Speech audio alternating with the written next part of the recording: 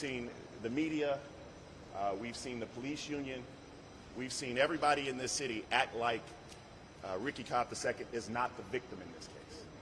People have treated this officer like he is the victim in this case. And so we're here today to say that Ricky Cobb II lost his life, but he should be here today. He should be celebrating the birthdays of his children. He should be celebrating holidays with his family. He should be a member of the community. Ricky Cobb was a productive citizen of this community, and we will not let you vilify him. We will not let you punish him in his death. We want him to be allowed to rest in peace. And today is another step in the journey of bringing those officers who caused his death to justice. Now, the last thing that I say before I turn it over to Harry Daniels is that one of the reasons we're in this building is because we also support the DA upstairs in bringing this criminal action against these officers. We believe that she should keep this case. We appreciate her transparency. We appreciate the fact that she's been open and honest with this family. And we hope that that officer is brought to justice, not only in the criminal court, but the civil court as well. Harry?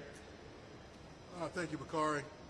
As we stood here before, this is our step towards justice for this family. The county attorney is pursuing the criminal matter. We are pursuing the civil matter. I was asked before, will there be a lawsuit? Absolutely, a lawsuit. Lawsuit's filed today because you can see this family and his children are left behind. Make no mistake about it, Ricky Cobb II should be here today. The policies in which this officer broke, is the reason why Ricky is gone today. The video speaks for itself. We've talked about that before. There's nothing that I can say that anybody else can say. The video speaks for itself. There was no rhyme, reason, or justification. It was a clear violation of the policy of the police department, of the State Patrol, and those policies were in play for a reason. Because those policies are taken in mind consideration when force should be used and when force should not be used. Well, in this case, if the DA based her accusation or indictment on the grounds of that he violated the policies, it was not reasonable for him to shoot into the vehicle at Ricky Cobb, then clearly he violated the law. And Ricky Cobb is gone today because of this officer's action. As Bakari stated, we commend the state county attorney's office. We know it's a lot of polarizing comments and such, and we commend them as being true ambassadors of justice here, and not being concerned about if you're wearing a badge, shield, or star. And I always say this, that injustice anywhere from Dr. King is a threat of justice anywhere. And today we are pursuing justice on behalf of his family, but not just on behalf of his family. We're pursuing justice on behalf of the citizens of the state of Minnesota and the United States of America. Because one thing I would tell you, if accountability does not go forward, I promise you, Bakari Sellers, or whoever else, civil rights attorney, you will see us again. We saw it with George Floyd. We saw it with Dante Wright. Now you see it with Ricky Cobb. But enough is enough. And like I said, we are here and seeking justice, and we're not going to stop until justice is found. With that being said, Mr. Clay come up. He's a local counsel here for this great family. I can't add much to what these two distinguished gentlemen said. All I can say is if the police officers had treated Ricky Cobb II with the respect and the dignity of a grown man, we probably wouldn't be here today. His family wouldn't be suffering. That's it. We'll now have a few words from the community, and also I want to have I'm going to have Ricky's brother.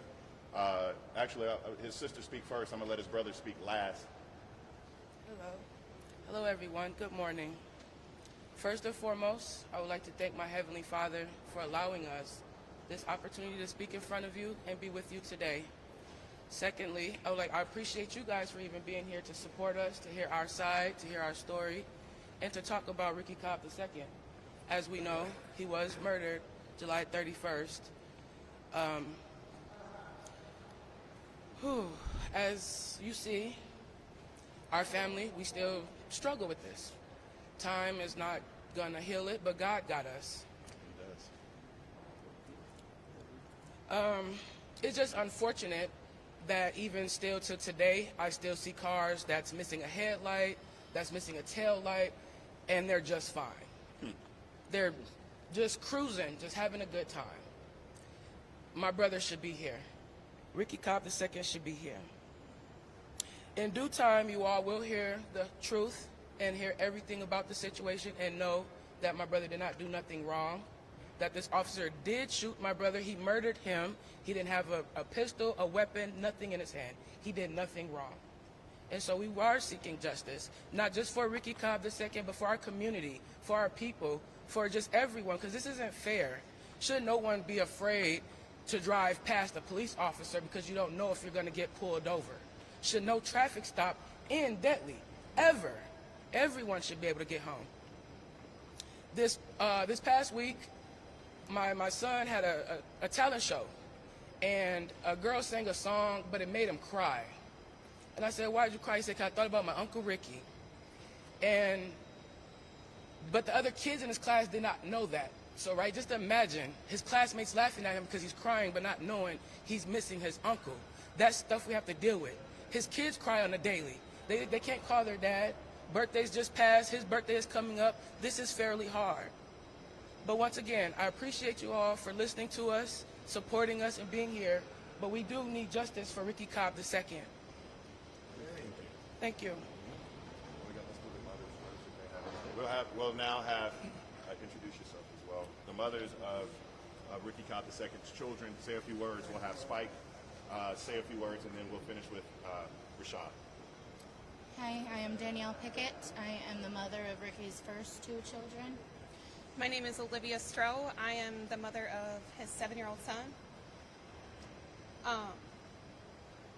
I just want to say that the pain that I felt from having to tell my son that the person he looks up to, the people the person who's supposed to protect and serve, he shot his daddy. And that's horrifying. It's horrifying to tell him that he's 7. And he doesn't deserve this. Ricky doesn't deserve this. His 4 other children don't deserve this. And he absolutely needs justice. Our oldest son, Ricky III, had just recently had a birthday, and he turned 11, and it was the first birthday that he had without his father. At the party, he was fine, but on his actual birthday was when reality really hit, that he couldn't talk to his dad, and his dad wasn't there to tell him happy birthday. Our second son is about to have one coming up in May as well, and that's going to be just as hard. If any of you have children, imagine your children walking out the door every day to go up to school and having to say goodbye to an urn instead of their actual parent. An urn is waiting for them every day when they come home after school. Every time we walk through the door, it's sitting there instead of Ricky. They can't call him, they can't talk to him, they don't have a father, and we're left to raise little boys without their dad being present.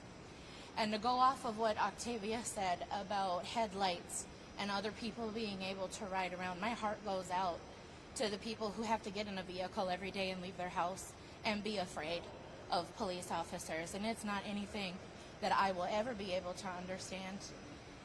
And it's just not okay, and it needs to stop. And another life was lost because of this. And we have fatherless children now. Thank you.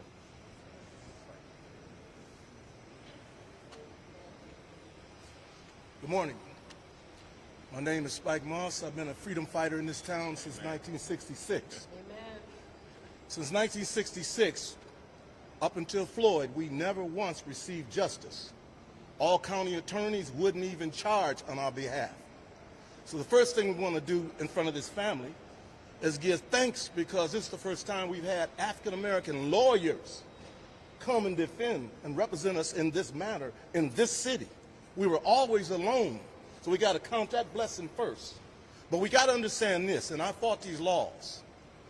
You cannot stop African Americans in this city anymore for a tail light or anything else to do with your car. You broke that law. You can't pull the gun unless your life is threatened or the person you with's life is threatened. That's two things they broke. And then where was the training where the officer didn't even have the decency to let the other officer get out of the way that he's firing directly at? What about his training? So here's where we're really at.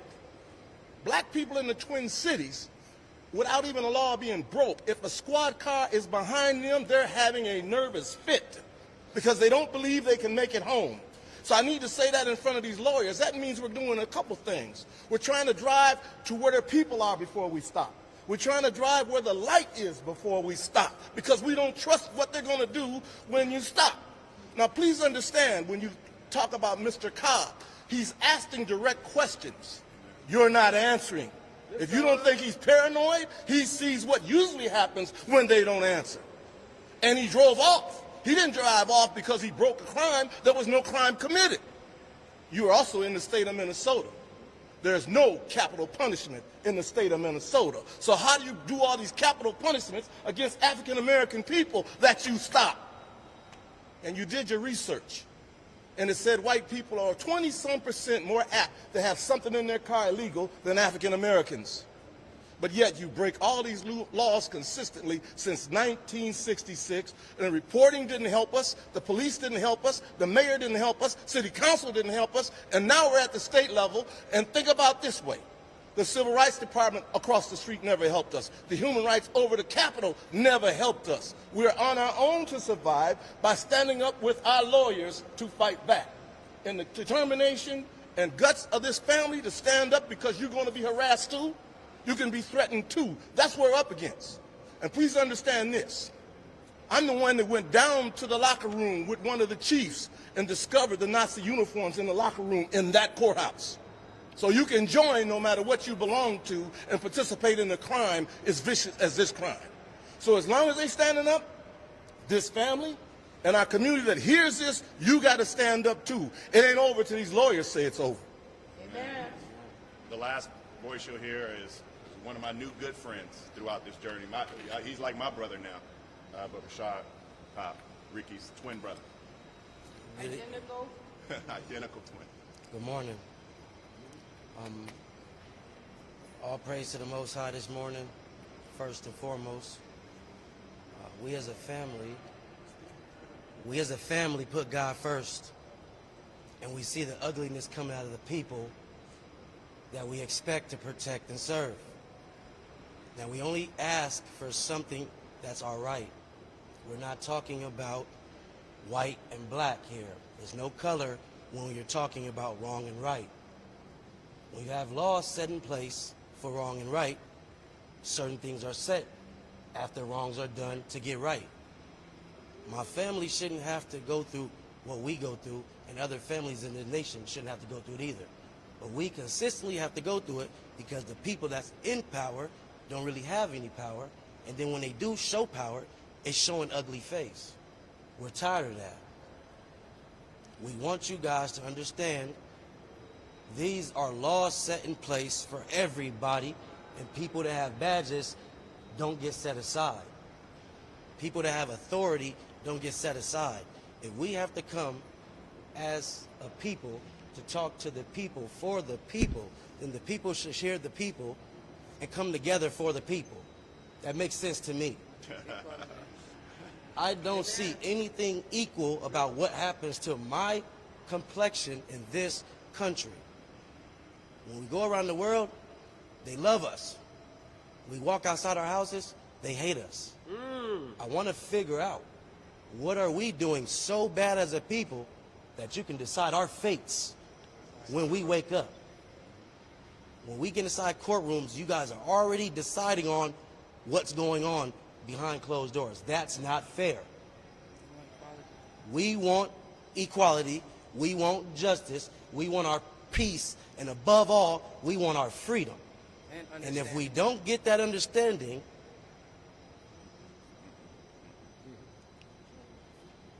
then we're going to have to situate this how we usually situate it. I'm not threatening anybody. It's a lot of us out here. All we need to do is reinitiate love. We've been taught how to hate each other so obsoletely, it's not even funny anymore. We have to show love again. And with the process we have to go through, we need unity again. Thank you. Say his name. Ricky Cobb II. Say his name. Ricky Cobb II. Say his name. Ricky Cobb II. Any questions? After you sent the letter to the state in February, were there any talks, like settlement talks? No, we have not, and I personally look up to the Attorney General of the state of Minnesota. I personally look up to Keith Ellison. I've admired him for a very long period of time. We look forward to this legal process. We had to file a lawsuit, and that's what we did. Governor Walz has not ruled out taking the case from Mary Moriarty. Can you comment on that? I know you met with the family at some point earlier, right? My comment is this: we have faith that the governor will do the right thing. This is not about politics for us. I'm a politician by nature, but this ain't about politics to us. This is about a young man who lost his life. This is about a father. I mean, did you hear the powerful story of her talking about walking by an urn every single day? So my remarks to the governor would be to put yourself in the shoes, if you can, of this family and what they're going through. So I have a great deal of faith that he'll make the right decision. Why doesn't the lawsuit name the state patrol or the state of Minnesota? One of the reasons that it's a state have what they call immunity, 11th Amendment immunity under the Constitution, so you don't name the state in federal lawsuits under 1983 civil rights action. State can be named in certain other cases, but not this particular case. That's why we didn't name them. One thing that Spike brought up, and I want you guys to go look this up, after the George Floyd murder, the state entered into agreement with the city of Minneapolis that you cannot stop for defective equipment. All right. Now I want you to hear what I'm saying. The state entered into the agreement. Well, you have state agents, state patrol officers that's violating agreements that the state have with the city of Minneapolis. So on the basis alone, from the beginning, the stop was unjustified and unlawful. And to add a deadly weapon in the mix for no reason whatsoever. You got this thing called force continuum. Ricky was answering questions. Why mom getting out the car? Why? Spike, don't you think it's better to tell a person why they get out the car than pull a gun on them and shoot and kill them? That's basic humanity. It's better to explain. And ultimately, what happened should not have happened because it violated the policies of that agency. The state patrol, the state police violated that policy. So when you're looking at the training aspect, you're looking at one officer reaching over to the car to pull his seatbelt off, whatever the case may be, then another officer is putting a gun out. It don't make sense. That's not the type of officers you want on your road. That's true. That's dangerous. That's dangerous. And the results is the result that we have here today. We have not ruled out maybe filing in state court down the road against the department, but that we are well within the statute of limitations. That decision may be made later. Questions? Respectfully, do any women have questions? The men are kind of hogging the spotlight here in Minneapolis. Do any women have questions? I know you got some questions. What do you think of how political this situation has become? First of all, I think. Go ahead. When you look at a people, right?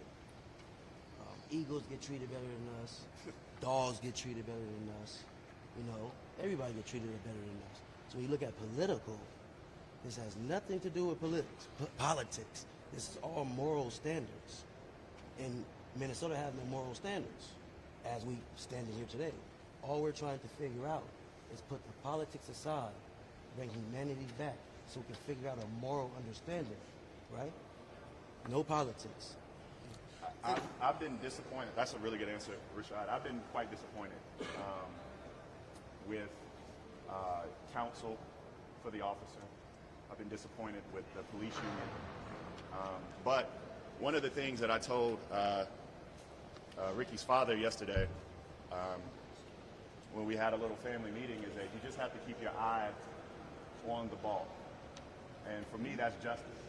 For this family, that's justice. When I met with them originally, I said, there's something I can't do.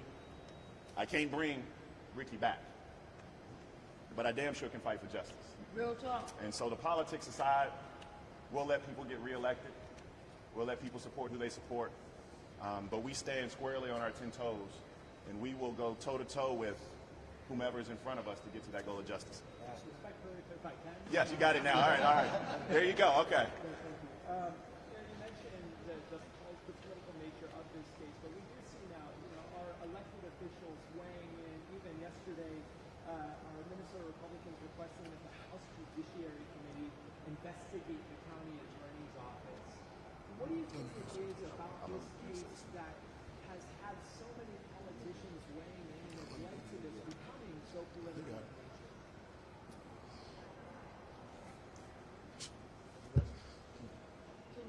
I'm pissed off. Not necessarily by your question, but by the actions of people that led to your question. Around the country, we're having a question about the value of black lives. Every single Republican that you named that's a part of that caucus gets to go home to their children. When the police are behind them, their hearts don't beat with fear. There is something innate about being black in this country, about being black in this city, that I'm not sure they understand. And so I don't get a chance to vote for them. I don't get a chance to kick them out of office, and that's fine. People, I'm going to let Spike handle all of that. But they can meet me in a courtroom. And that's where we're going to fight this battle for justice. This battle will not be fought anywhere else. And this family, Rashad, has done a hell of a job. Because what you haven't seen is you haven't seen this city catch on fire. What you haven't seen is black folk act out of ourselves. What you haven't seen is us burning down our own communities. Amen. All of that is because of people like Rashad and Spike, who go to this community every day, who go home every day, his sisters who go home every day, and tell them that we're fighting for justice. And that's what this is about. And so if they want to fight against us, they can meet us in a courtroom. Here. I'm going to say for what it is. And at the end of the day, you're talking about a Republican caucus is talking about politicizing this thing as investigating the county district attorney. What was that Republican caucus when George Floyd was murdered? What was that caucus when Dante Wright was killed? All right, what was that caucus when a Minneapolis police officer shot and killed a woman and went to prison? What was that caucus then? That part. The difference was that in that case, the shooter was of color, and the two people who died was black. Here you got a district attorney that's doing her, the county attorney is doing her job. That's her job. It's the public, the people decide if the defendant is guilty. But it's her job to bring the case. That's what you want for your family member. Yes. To bring the case. And it's a slap in the face when you, and I've seen this all over the nation with Cardin, I've seen it all over the nation, where you got clear shootings, murders, and the district attorney turns a blind eye and don't even bring the case. And what choice you have? Then they criticize us, we go to the Department of Justice. You saw it in the Breonna Taylor case where the Attorney General stood and said, we're just going to bring misdemeanors. Yeah. The Department of Justice came in and brought charges because a law was told to get a warrant. The warrant ended up with the death of Breonna Taylor. This group of body you talking about, I'm from the great state of Georgia. And we got a DA down there named Fonnie Willis. And they did the same thing to her. And all she was is bringing a case against an individual, I'm not going to name that person, McCarthy named him, who broke the law. Okay. But they want to prosecute her on something personal. It still doesn't negate the fact that he broke the damn law. Period. So when you have a political stunt that challenges this county attorney, it's sad. It's questioning as to who you put in your state house. Because last time I checked, this is the county of Hennepin, and the county of Hennepin people spoke and put her in office. Spike wanted to add a few words, and then we're going to do one more question. I'm going to let this family, I got to, of course, get the black media. So I'm going to do one more question, and then I'm going to let the family. Let me first say to the lawyers, brilliant. Brilliant. But let me do some housekeeping. Listen. With black history. Come on now. Minnesota's an anti-slave state that bought and sold slaves. The last study of the 5 worst states towards African Americans, Wisconsin's #1, Minnesota's #2, Iowa's #3, Illinois is #4, Michigan is #5. That means that the Midwest is worse than all of the South. Thanks. And every year you go to the Capitol and you give a permit for all the racist groups to have their day on the Capitol steps. We are the only state that every racist organization is in. Some have one or two. We have all of them. And they're in everything we do here, as you discriminate against everything we do here. I grew up here when Jim Crow was here, and you went to the stores down there on Nicollet Avenue, and it said whites only in them restaurants. I was here when you couldn't go get the hotel rooms, and you stayed at the Phyllis Wheatley house, and you ate in the basement because we were black. I was here when they made us live south of Glenwood Avenue. Blacks couldn't come across Ocean Highway till the projects came. And even when you built the projects here, you said whites on the west side, blacks on the east side, no mixing. So please don't act like you don't know your state. Don't act like you don't know your city. That made me very uncomfortable. I'm proud of what they're doing, but I'm not proud of you acting like you don't know the racism here. Last question. Yes, sir. Yes, I couldn't go without having the black media ask at least one I question. appreciate your solidarity. Listen, media. This is for my brother Rashard, right here at Cobb. Can you elaborate on the comment that you made? Like, when we go out of town, they love us, but when we go outside, they hate us. Well, we're original Israelites, and the world know this. We just don't. So when we travel the world, they love to see us. Even when they come here, they don't know why we act how we do, because we wasn't taught better. So when we see them around the world, they know who we are. And it's a problem that we don't know who we are, but like Spike just said, the state of Minnesota know who we are, because they done kept us opposite of what's right the whole time. All we're asking for is what's right, and it's in sight. But if we gotta fight for it, that's what we gonna do. I think somebody over here had a question. Harry told me to let somebody to my left. All right. All right, so let me say this to the question about the state being brought into the lawsuit. Now, once you file a lawsuit, you get what you call subpoena power. To get certain things that we can get discoverable as such.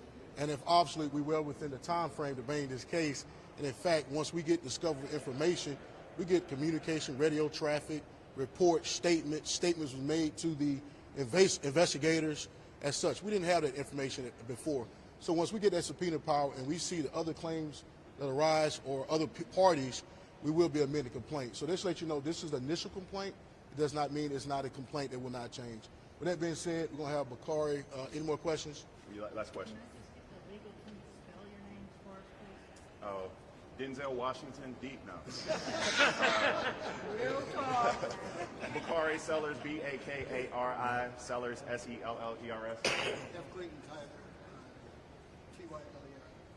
I'm Harry Daniels. You don't know how to spell Harry Daniels, you're in trouble. All right. Yeah, what we'll do is I will have each member of the family who spoke come up and spell your name. Rashad, R-A-S-H-A-D. Cobb, C-O-B-B. Octavia Ruffin, that's O-C-T as in Tom, A-V as in Victoria, I-A, R-U-F-F as in Frank, I-N as in Nancy. Danielle Pickett, D-A-N-I-E-L-L-E-P-I-C-K-E-T-T. Olivia Stroh, O-L-I-V-I-A-S-T-R-O-H. S-P-I-K-E, Spike, last name Moss, M-O-S-S. Thank you, guys. We'll keep you updated. Thank you. Thank you, guys. Have a blessed day. Thank you for covering. Mm-hmm.